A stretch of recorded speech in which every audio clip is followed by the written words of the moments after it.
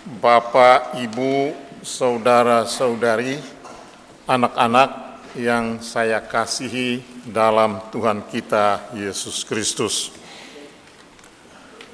Masa Prapaskah bagi kita merupakan saat untuk kita menyiapkan diri merayakan hari raya Paskah nanti.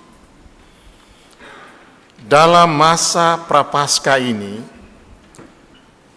kita membangun kesadaran, kita membangun sikap tahu dan mau, dengan sengaja mendekatkan diri pada Tuhan melalui sikap tobat atau metanoia, kembali ke jalan Tuhan.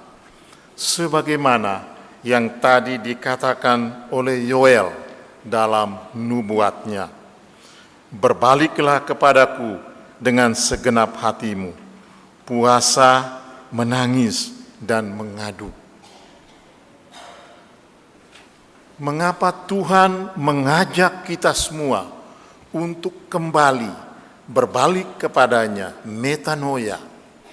Karena Tuhan kita adalah Tuhan yang Maha Pengasih dan Penyayang. Ia akan menerima kita kembali apapun keadaan kita. Ia akan menghapus air mata kita. Ia juga akan dengan hati yang terbuka mau mendengarkan aduhan-aduhan kita.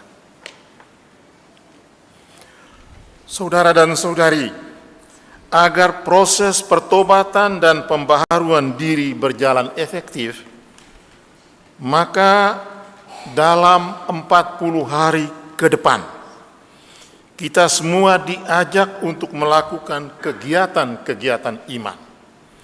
Kegiatan-kegiatan iman sebagaimana tadi kita dengarkan dalam cerita Injil Matius. Sedekah, berdoa, dan berpuasa. Sedekah. Sedekah berarti kita memberikan apa yang ada dalam diri kita, apa yang ada pada kita. Kita mengeluarkan, kita membagikan. Kita bisa membagikannya dalam bentuk materi, uang, natura. Tetapi kita juga bisa membagikannya dalam bentuk pikiran, gagasan, dalam bentuk waktu, dan juga dalam bentuk kerelaan-kerelaan. Sikap sedekah yang kita mau bangun adalah bahwa sungguh-sungguh saya mau hadir untukmu. Sungguh-sungguh saya mau memberikan diri sepenuhnya untukmu. Sikap sedekah itulah yang dituntut dari Tuhan untuk kita semua. Kita juga mau membangun sikap berdoa. Berdoa berarti kita dengan sengaja mau berkomunikasi dengan Tuhan. Kita bisa berkomunikasi dengan Tuhan melalui doa lingkungan.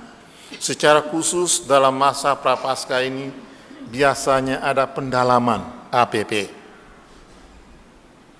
Kita juga berdoa melalui perayaan-perayaan sakramen, terutama sakramen Ekaristi dan sakramen pertobatan atau sakramen rekonsiliasi.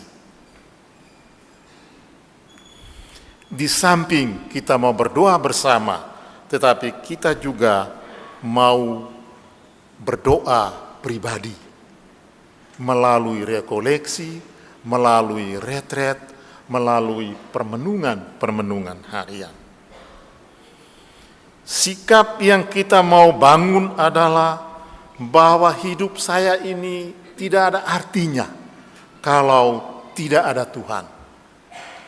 Bahwa di hadapan Tuhan saya ini tidak ada apa-apanya.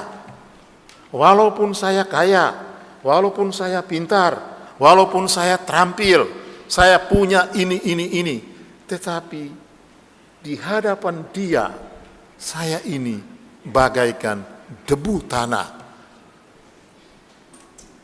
Sikap kerendahan hati yang mendasar, itulah yang kita mau bina melalui semangat doa. Dan sikap iman yang lain adalah berpuasa atau berpantang.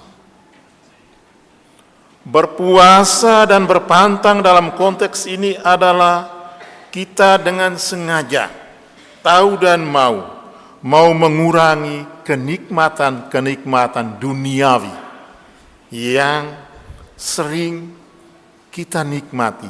Bahkan kadang-kadang kenikmatan duniawi itu membuat kita menjadi pribadi yang tidak tahu diri.